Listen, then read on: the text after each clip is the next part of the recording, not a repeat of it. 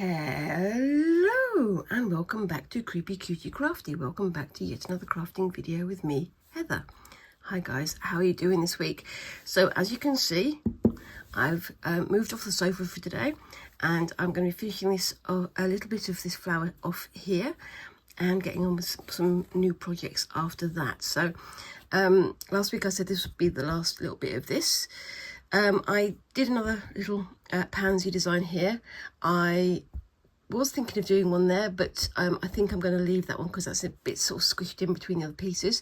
I might use some more small flowers like that, but I'll probably do most of that off screen because I want to get onto the new project. So I'm just going to finish off this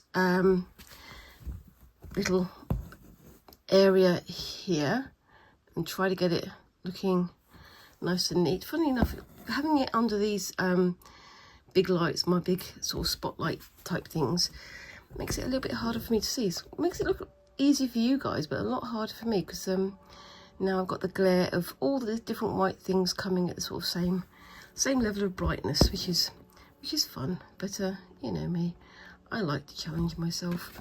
I'm definitely going to be finishing an awful lot of this off screen, as I say. So again, keep an eye out for that on Instagram.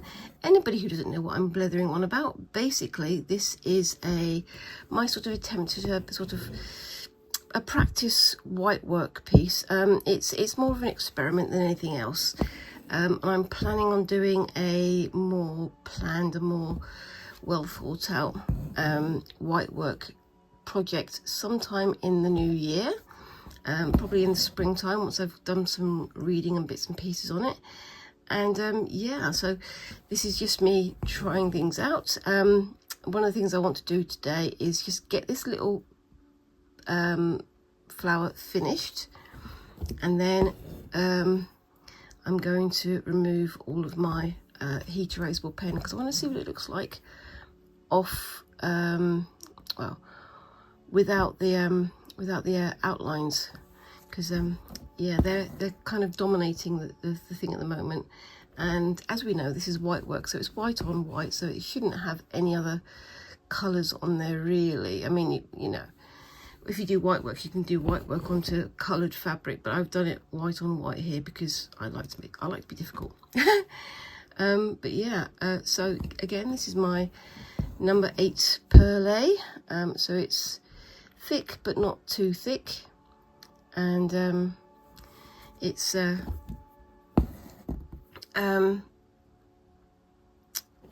showing up quite nicely. It's not very professionally done because, you know, I'm not a professional embroiderer yet. I say yet, I'm not a professional embroiderer at all, but I'm enjoying playing around with these things. And recently I learned about what was it called, railroading stitches, which sounds kind of aggressive in some ways, but apparently it's where you get all of the stitches and all the fibres in the stitch to lie in the same direction. So you can see here you've got this like little bobbly surface here.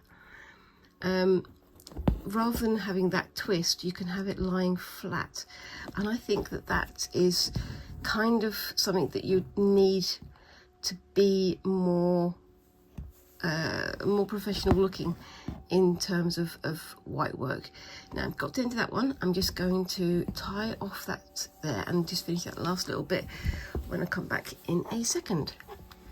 Okay, so yeah, I've got this last little petal here to do, and yep, that should be all I'm going to do for today on this one, because I want to get on to the next project. And as I've said, my winter project sort of mentality is striking home, so it's time for me to start doing things with wool and with yarn and things, so we shall see. But I think this will be a good one to return to in the spring. Now, as I was saying, I've been having a look at things like railroading stitches, which I didn't know about, and I don't think you can do it with perlé thread because of the twist in the thread that's holding it together.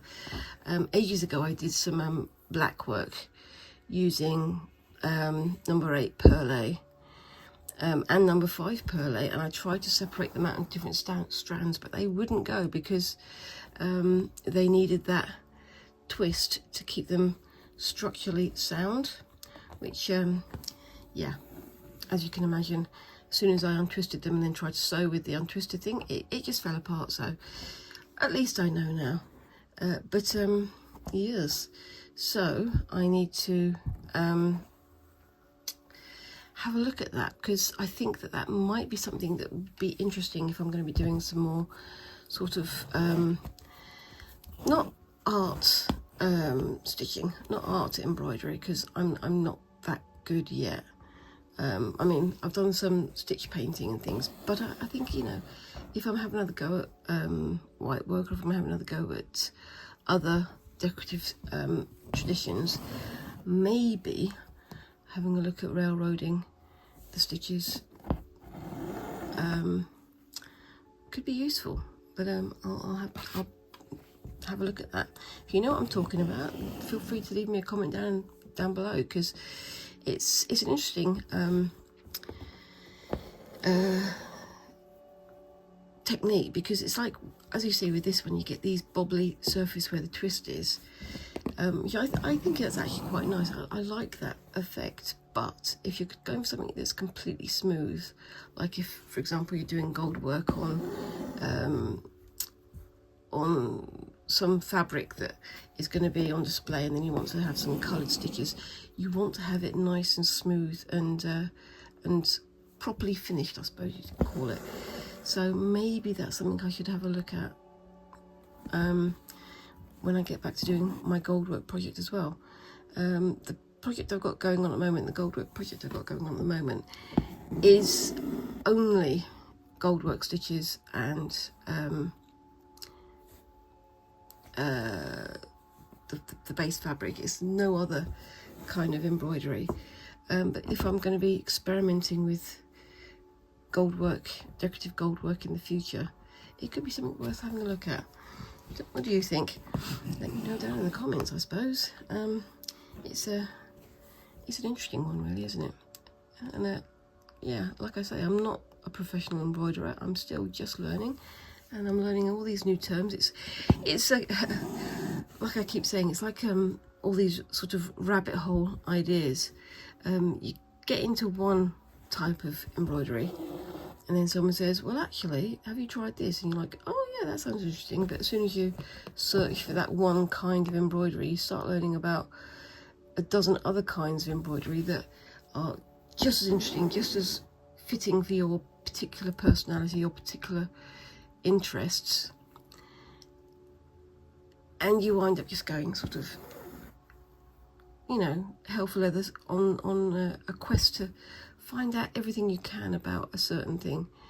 I mean, I know that some people hyper-focus when they want to find out one particular thing, but for me, it's kind of my interest gets piqued, and then I go, okay, well, I'm going to deep dive into this one thing, but then that one thing leads to a dozen other things, and then before you know it, I've got 4 dozen projects that I'm in the middle of, none of which I've got the time to finish, and it gets a bit frustrating. But I'm working at the moment to try and counteract that kind of mentality,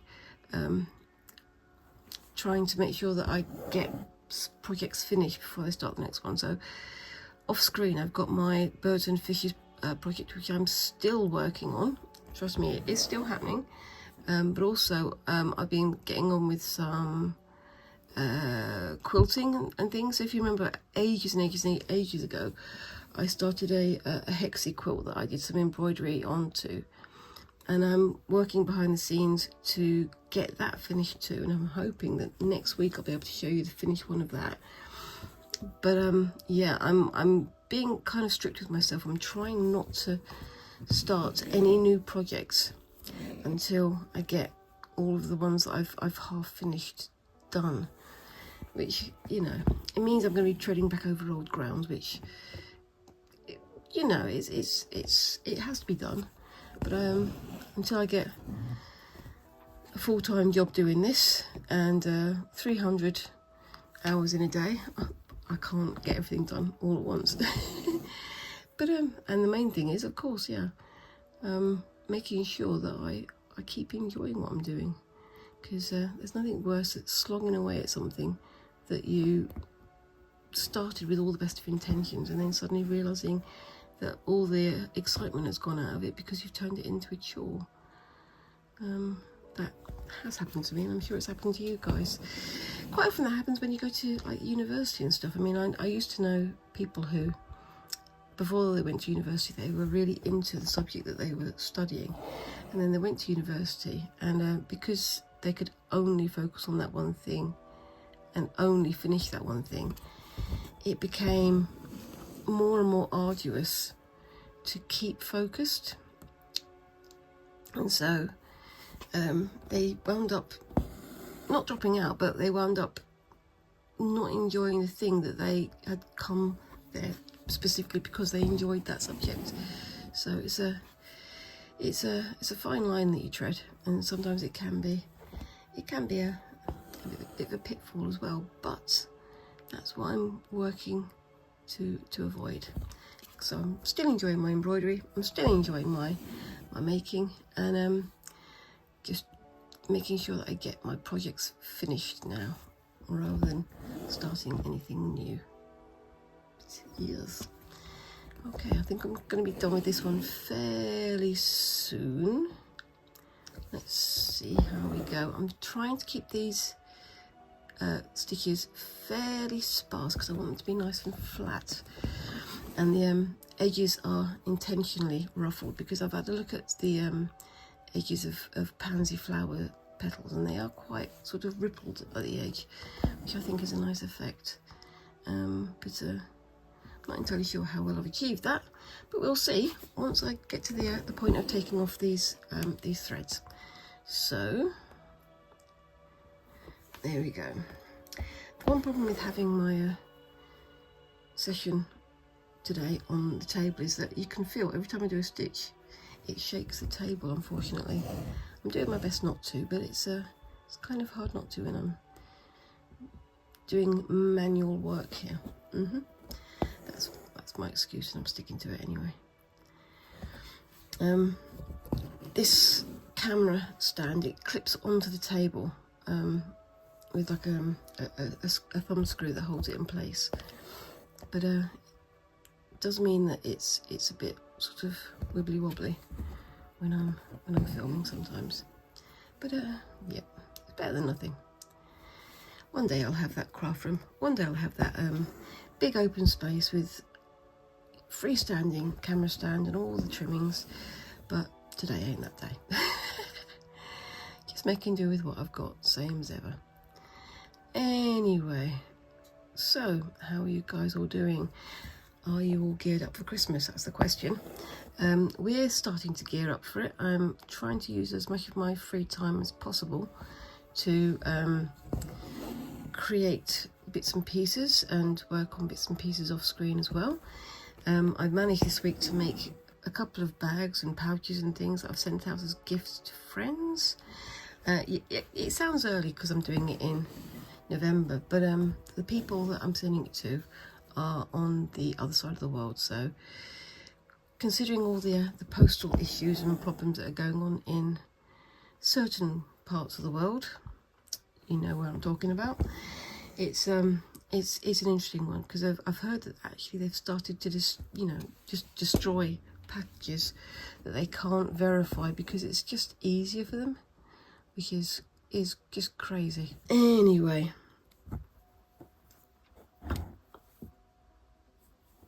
there we go.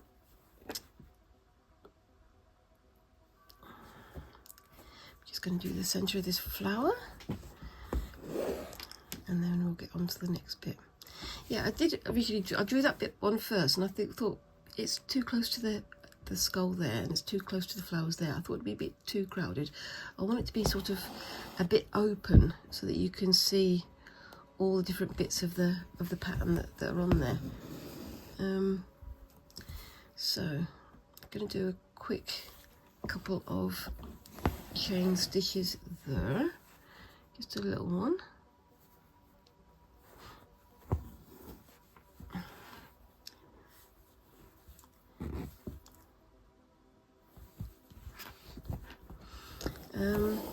And yes, So I'm returning to my wall craft, and I'll be returning to that today. I'm going to start something on that today because I want to send off some bits and pieces to people I know, and it's one of the things, like I said last year when I was talking about my my Christmas stockings that I sent to my niece and nephew. Whenever you do Christmas crafts or crafts like that, you don't do it in December because you'll never have enough time. So you need to start it as early as possible. And I think everybody knows that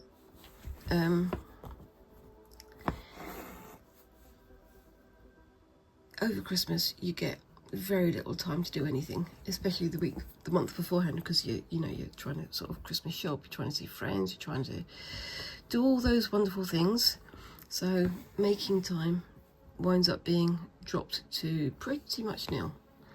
So yeah, it's one of those things you've got to offset by proper planning, which, as you all know, I like to plan, but I rarely keep to my own plan. So it's not a lost cause, but something that I've got to keep working on, I guess.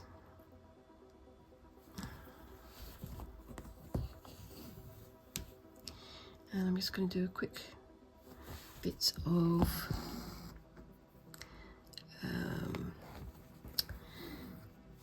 whipping around the edge of these ones in the centre. So we've got a clear centre for these ones, and same to this one.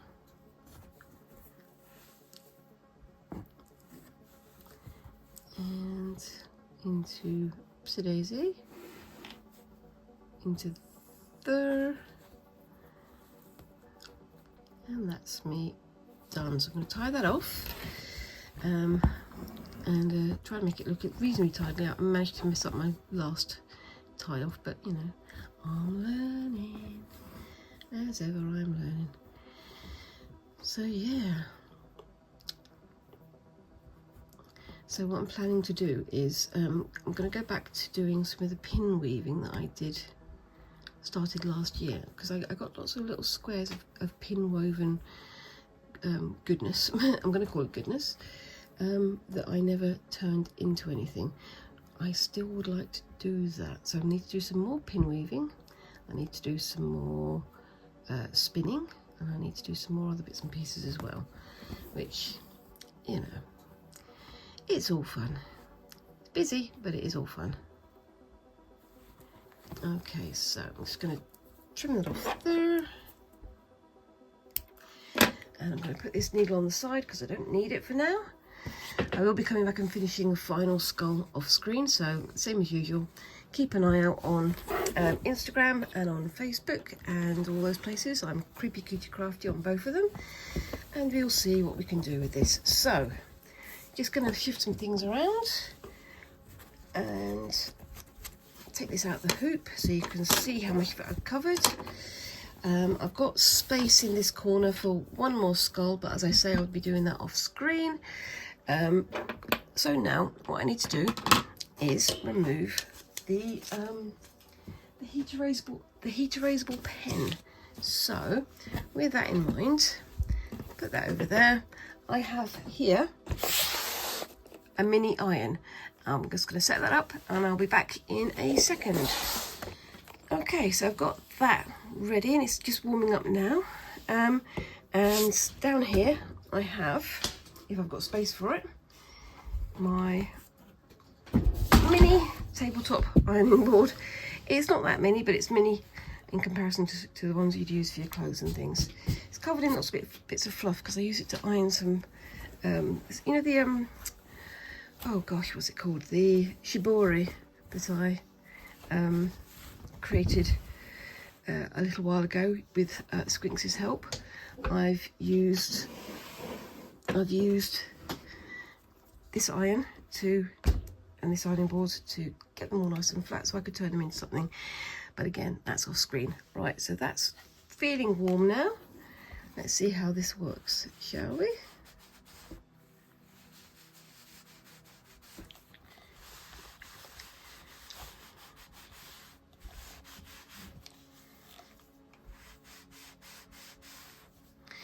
seeing the colours fade and the white come to the fore is quite unusual. So I'm going to put some steam on there, just so it goes through to the bits underneath. Because some of the stitching is so thick, the heat isn't getting quite through to all of them.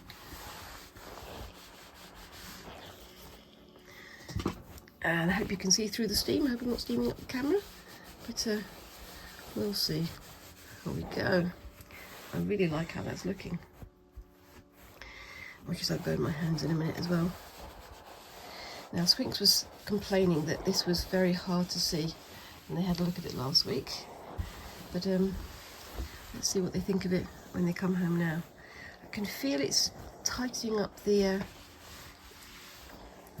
thread as well, which is making the whole thing a lot flatter, which is interesting, I think.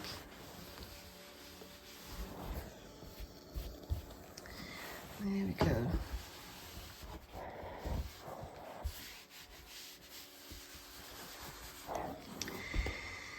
Same as everything, you know, I'm learning and I'm learning. And long may it continue. So, that,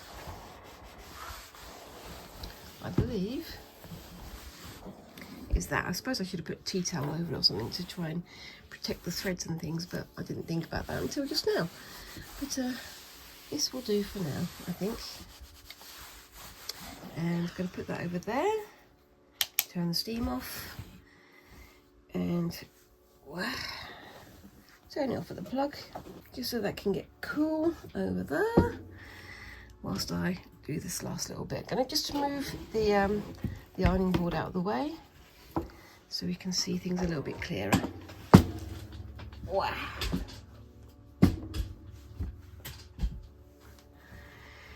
And that,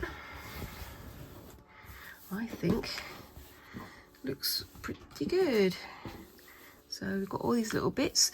That bit lost a bit of its definition there. I think when I ironed it, it might have pulled the fabric underneath a little bit tighter, but I think that still works. I might need to go over it again with some more stitches, but yes. And I do like how that one turned out.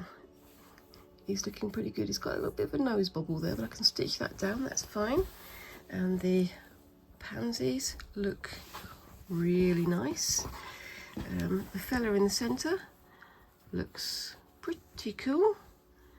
I do like how those flowers have turned out. And then let's have a look at the spiderwebby guy. I think that looks pretty awesome. That's my personal opinion. I like it. And yeah, feel free to let me know what you think of that down in the comments. So I'm going to put this on the side and I'm going to set up for the next thing. So I will be back in a couple of minutes.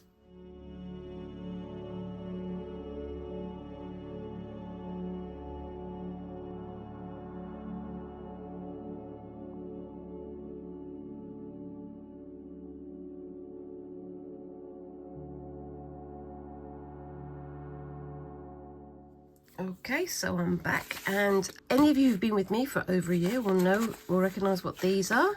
Now, last year, before Christmas, I started doing some spinning using a spindle kit like this, using a drop spindle.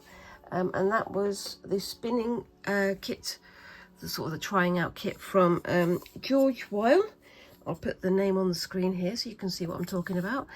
And it was just a basic kit showing you how to learn how to using a drop spindle, and I've got a few videos of me having a go at that, but I never got to finish it because, yeah, because I'm like that.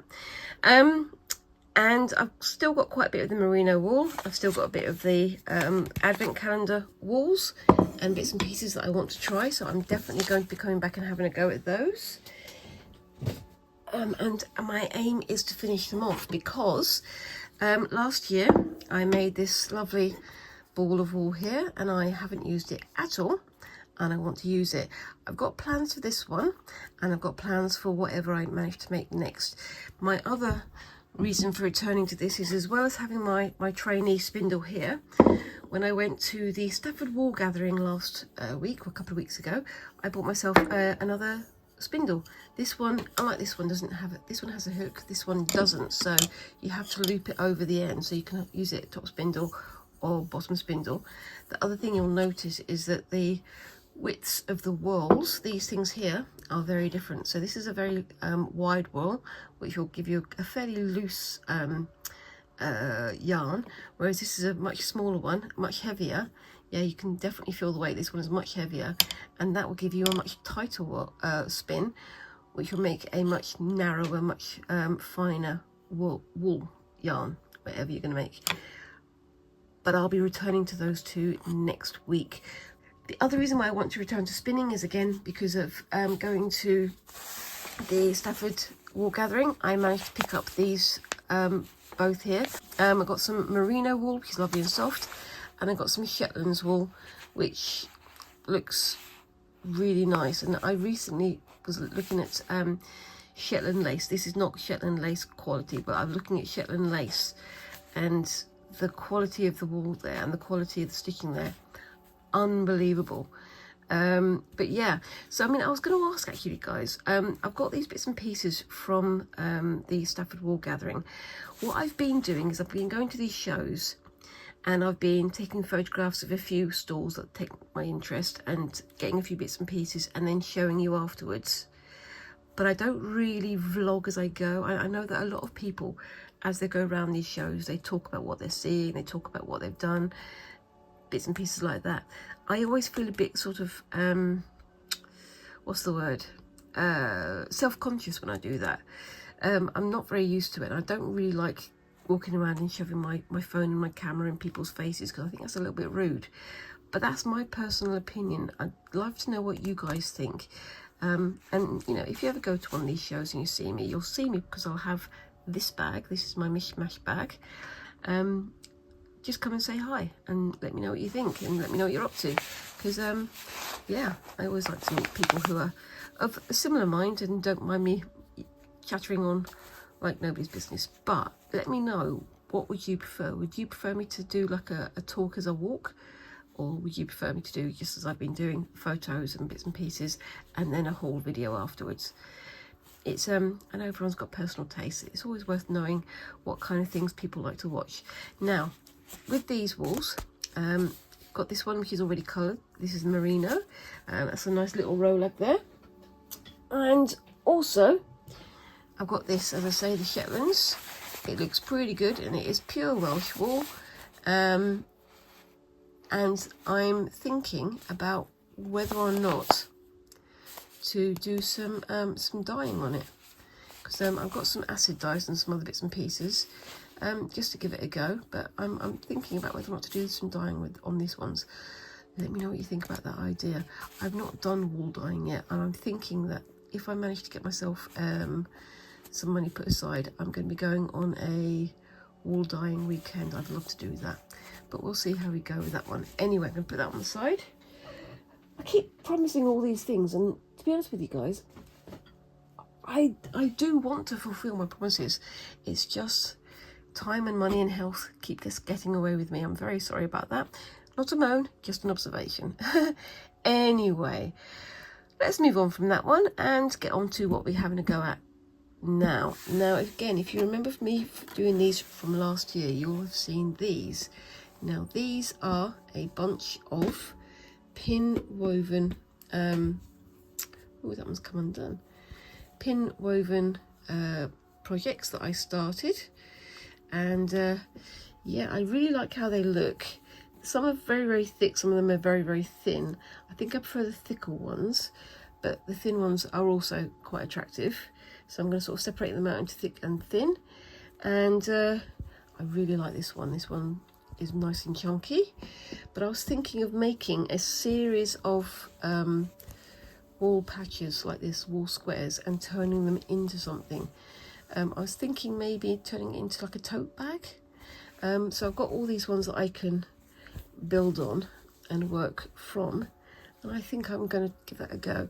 So let's divide these up into the thick ones and the thin ones. I can do like a thin bag and a thick bag, and we'll see. That is pretty, but it's very, very white, so that's going to get discoloured very easily, but I still like it. I like how that looks. Anyway, so those are my thin ones over there, and these ones are all my thick ones. So I've made 6 of these so far. What I'm going to need to make is what's 3 by 3? 9. I need to make 9 for one side of the tote bag, so it will be like that. You can't even see that, so it's going to be like sort of that sort of size with another couple of squares in between, and then do one set of squares going all around the outside edge as the edges, and then obviously do the other side as well. So I need to make a lot of squares, which means I'm gonna have to get on with it. So I made these on my pin weaving loom, my pin weaving squares. I've got a latch hook there, but I've also got down here somewhere my homemade hook that you can use to pull the wool through, and I'm going to put this one on the side. This is the smaller one. It does work quite well. It does work quite well, but the bigger one is the one that I'm going to go for. So if you remember from last year, there were 2 basic ways that you could start weaving with these ones. You could start on the diagonal, or you could start on the straight. I'm going to start on the diagonal this time, and we'll see how we go. It's been a while since I've done these, so I'm going to be doing it completely from memory, and as we know, my memory isn't the best, so we'll see how we go. I've got an entire 2 massive boxes of wool on the floor down here. I'll just see if I can find something in here that I want to have a try at. I think I'm going to have a try with this one. This one is a super chunky Knitcraft in a spin from Hobbycraft, and this one is 80% acrylic and 20% wool, so it's pretty good. The care instructions, yeah, basically don't wash it too hot and don't be silly with it. We'll see how we go with that one though. So let me just do a quick tidy up. I'm constantly doing quick tidies up today, aren't I? There's a lot going on. Let's find the end of this wool. So what we need to do is a noose knot. See if I can remember how to do that. So that would be to there, and I want a bit of a tail there so I can weave it back in, and that should be loose enough for me to do that. Perfect. And then that goes up to the end over here, and I'm doing a single strand this time, but when I was doing it before, I used like multiple strands to get different effects on it. Let's hope this wool doesn't tangle itself up as I'm working on it. It's looking like it wants to though, because I've left it. I'm a Terry Pratchett fan, as you may know from watching most of my videos. I do talk about Terry Pratchett quite a bit, and in one of his books, A Thief of Time, there's a lot of talk about entropy and how if you put things in a certain place, it's going to get tangled. So if you put a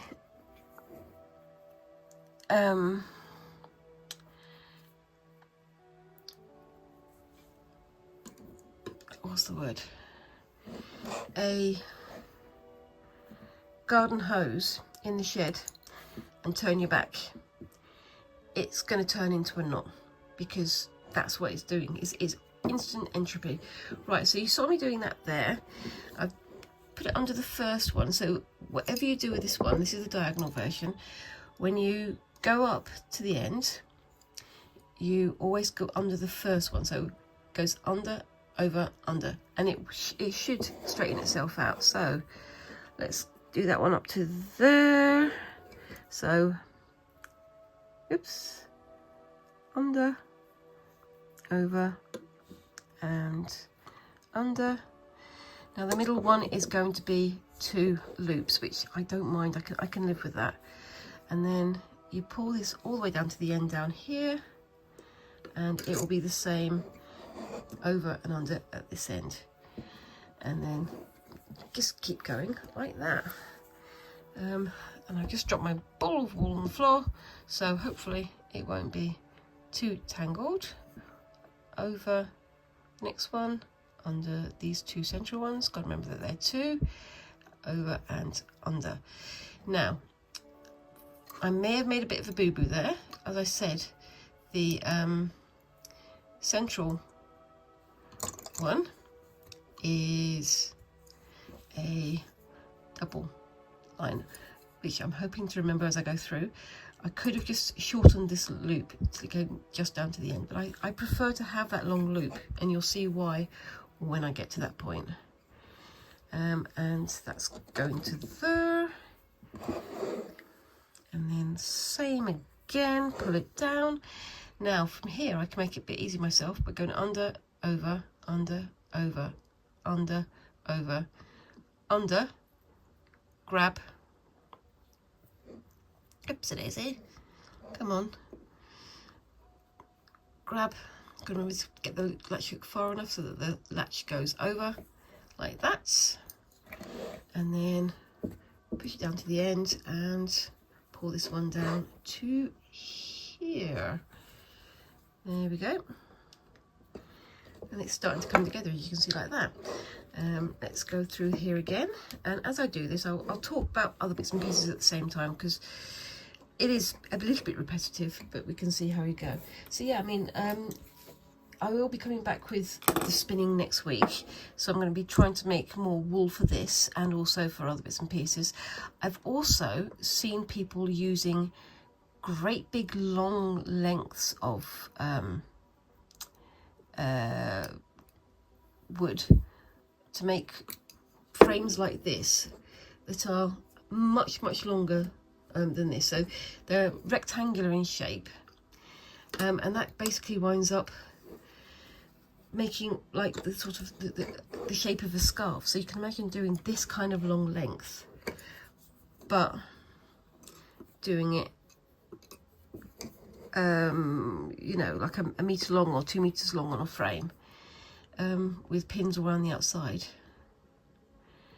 And yes, I think I might have to have a go at that and see if I can make myself a frame, because I think that could be quite fun. It might be a bit involved. It's probably going to have me working on the floor rather than on here, or maybe in the sunroom, where there's a table that is supposed to be my crafting table, but it's wound up being a storage area for everybody else in the family. But yeah, it's really exciting actually, because I mean, I'm looking at other people and they're all starting to get their craft rooms and starting to get craft areas just for themselves, and I think that's really exciting. It's something that I'm definitely looking to have myself one these days, but it's always fun to see how people create their own little areas to work in, because you make it your own, don't you? You make it an extension of yourself. I did have a workshop long time ago when I was a jewellery designer, but I never got to really keep it as much as I wanted to because of, you know, various things, because of having squinks, because of you know, life carrying on. But that's definitely not a complaint. It's just one of the things that I do miss having, and I'm always excited to see how other people are bringing their craft room ideas and dreams, I guess, to life. It's always fascinating to see how people are inspired by the space that they create. But yes, but one of these days I'll have a nice big craft room space of my own, but until then I get to create one in my head. That's my dream craft room, and yeah, I'm betting that the one that's in my head is going to be an awful lot nicer than the one that I have in reality. It's again, you can correct me if I'm wrong, guys. If you're a crafter, if you're a maker of things, do you enjoy like imagining how you're going to make things? Do you enjoy imagining how plans and ideas are kind of come together? Because it's inspiration hits everybody differently, I guess, but it's always fun to see how people make their spaces an extension of themselves, so it winds up becoming something. There's a lot talked about ergonomics nowadays, and making tools and equipment work for the person who's using it. But if you're a crafter, or if you're a maker of any kind of process, or any kind of discipline, I guess, you always wind up making your own workspace into an ergonomic space, just because that's the most practical way of doing it. Everybody's different, aren't they?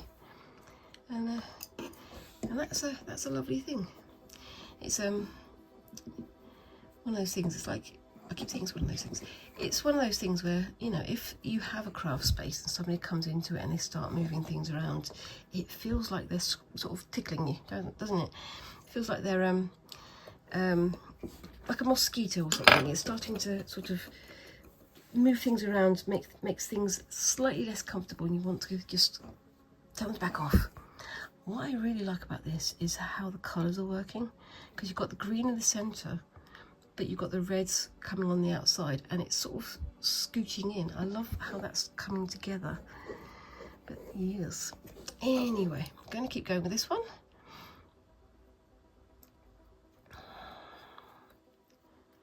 And yes,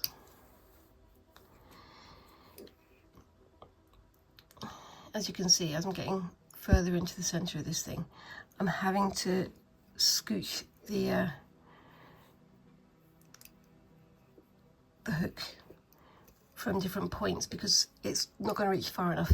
And with this wool, the problem is that it's going to get more and more bobbly the more I work on it, so I'm trying to keep it nice and smooth. But yeah, it'd be quite good to do something like this, but do like crocheted granny squares, wouldn't it? Again, I've got to go back and finish off my mini crafting project, my mini crochet project that my friend Lizzie gave to me, just to try and get my head back around it. And I would love to do like a granny square bag, or a granny square cardigan, or something of that nature, if my skills will allow me. But yeah, it's quite interesting. But again, watching you guys and watching other people on here, a lot of people talk about doing their crochet and things in the car, or when they're driving from this place to that other place.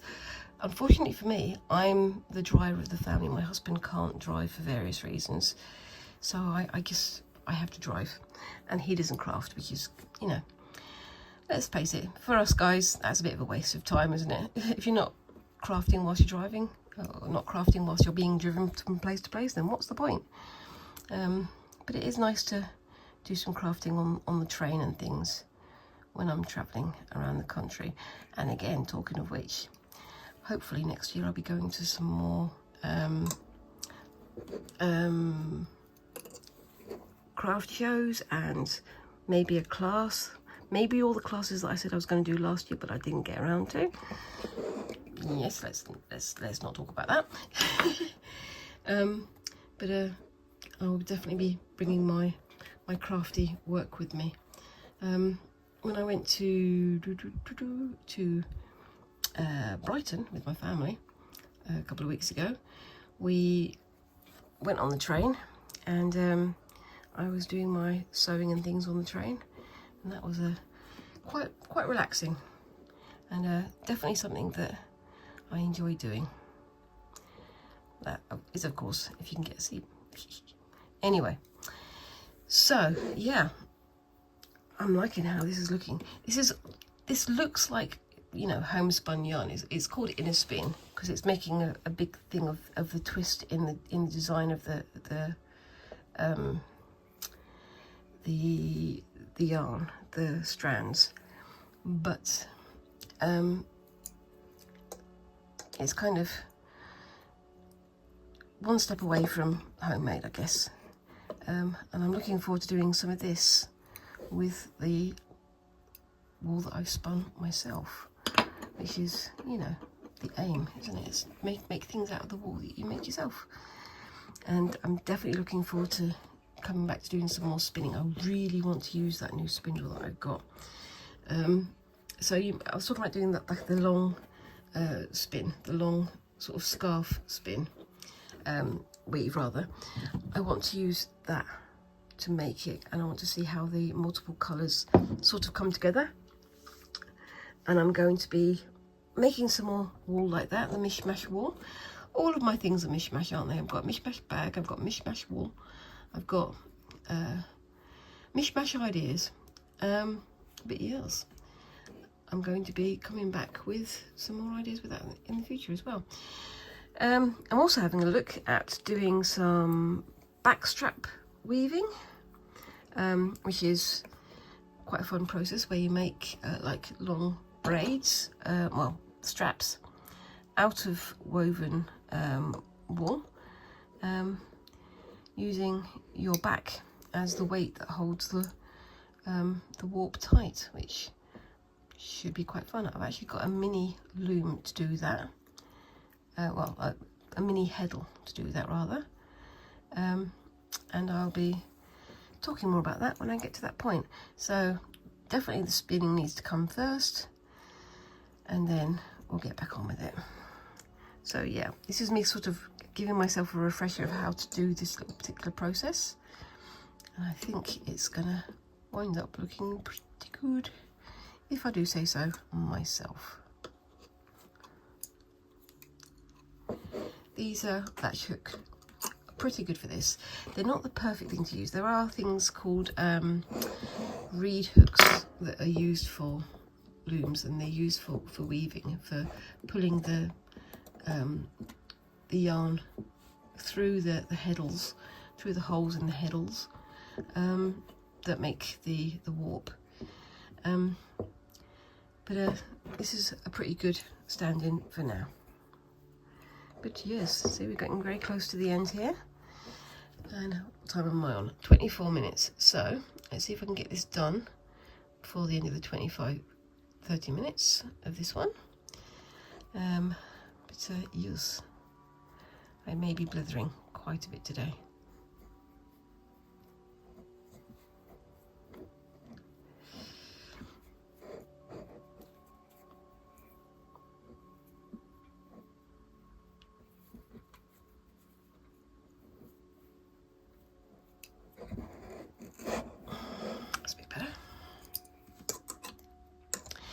As you get to the end of this, it does get tighter and tighter, so it becomes a little bit more difficult to wind things through.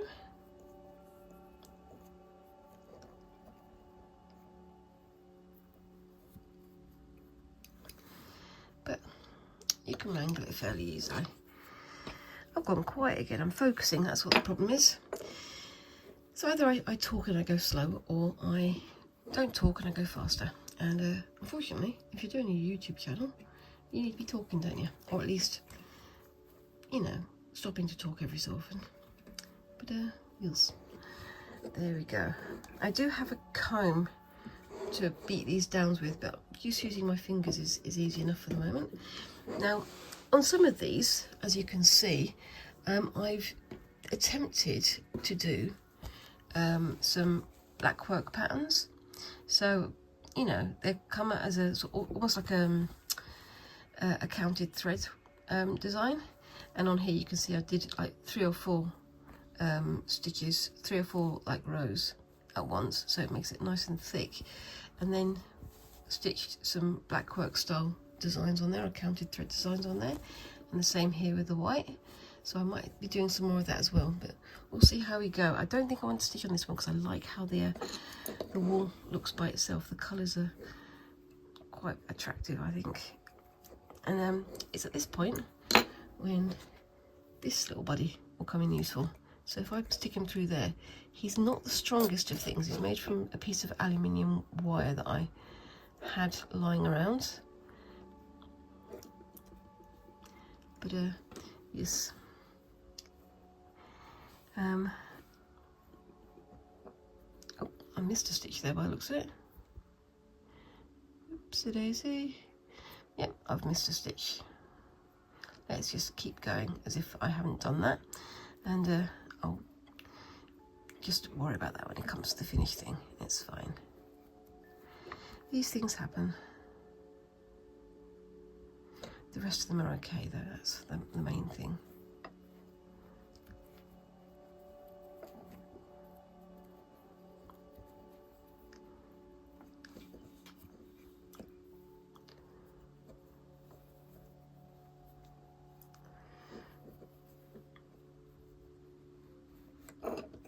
Through there, and it will go all the way through, but unfortunately I made it a little bit too short. Oh well. Now let's see if I can drag that back without losing my way.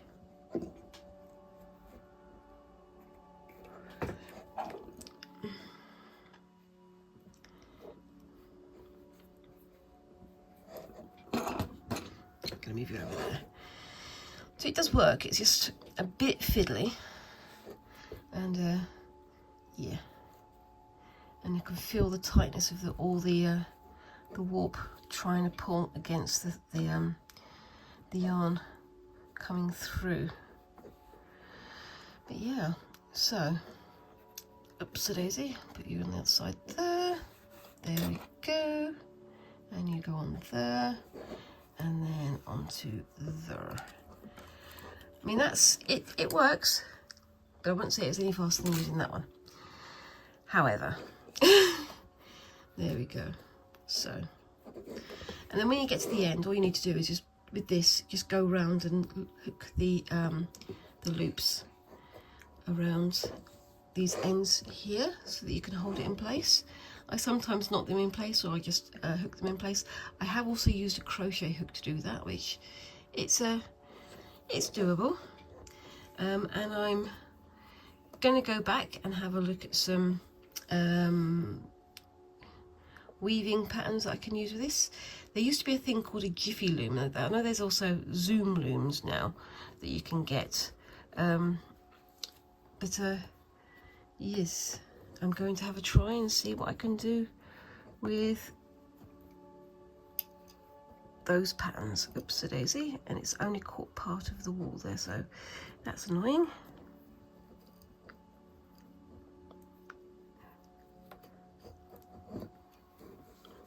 See if I can pull that through a little bit now. Hopefully it's not separated too much, because that would be a little bit frustrating. Oh, there we go, we've got it.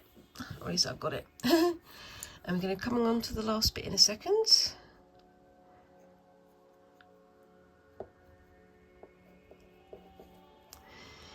And trying to make sure I don't miss any more. Whoops. And there we go. But yeah, I'm planning on doing a much bigger version of this to make a scarf, and I think that'll be a nice gift for someone. I don't know who, but it'll be a nice gift for someone. Be a nice something for me to wear myself, maybe. But I definitely want to start on my my winter spinning projects and things. But yes, I'm looking forward to trying my new spindle, because as I say, the bigger one that I've used before, it's just a training one. It works, and it works absolutely fine, but I want to learn more, and I want to see if I can do tighter yarn, narrower yarn, using the narrower spindle. Right, so we're getting towards the end here. It's going to start getting a bit fiddly, and I am at the half hour, so I'm going to stop there. And yeah, so like I say, when I get to the end, all I'm going to do is, with the same yarn, just go through all of these and hook them around. What you do is, with this, you go round like 3 or 4 times, and then you hook them through so that you know exactly how much you're going to need. And then you just sort of knot them in place and keep them in place. But I think that is looking pretty good. What do you think? Do you think I should add some more stitching to it? Do you think I should do some like black work style stitching on it? I'm not sure. You can see here how I've done the loop in the loop all around the edge there, and that just keeps it in place, and that just means you've got only one strand, so it's less likely to come apart, as long as you tie it up properly at the end, which I have managed to not do on occasion. And I will yeah, I will be having a go at some more bits and pieces with weaving and with spinning and with other wintry style crafts, and yeah, I will be doing some sewing as well, but you know, I'll be doing that more off screen than on screen, because I've been making some pouches and bags and bits and pieces for people as gifts, but in my usual inimitable style, I've completely forgotten to take photographs of what I've made. So I'm going to continue with making stuff and hopefully remember to take some photographs next time. Obviously those things can only be shared after Christmas, but it'd still be nice to share them anyway. So yeah, let me know down in the comments, what kind of projects do you have going on at the moment? Are you doing your Christmas crafts? Are you trying to avoid Christmas altogether and just doing things for yourself? Are you going to be making your gifts, you know, hand making gifts this year, or are you going to be just hand making things for decorations or for other bits and pieces? One of the things that me and Squinks have planned to do, and we are going to be getting on with it at some point, is we want to make some like bunting to put up on the ceiling. Quite often we have like paper chains, but every year you put paper chains up and then you have to take them down and throw them away, which is a bit wasteful. So we're talking about maybe doing some bunting, like little triangle fabric flags, and then maybe doing some stitching or some beading or some decorating onto those, which would be quite nice, I think. And we've also got some Ort balls to make. I've got a couple of tins over there just full of threads, and I want to turn them into Ort balls and turn those Ort balls into garlands for a Christmas tree. And if you don't know what an Ort ball is, you're going to have to stay tuned. So yep, leave me a comment down below. Let me know what kinds of things you've got going on. Do you know what an Ort ball is? And if you do know, let me know in the comments down below. And whilst you're there, remember to like and subscribe. Remember to like and subscribe and all those lovely little things that help a channel like mine to grow. And yeah, I look forward to seeing you in the next video. Thank you very much again for watching, and bye bye.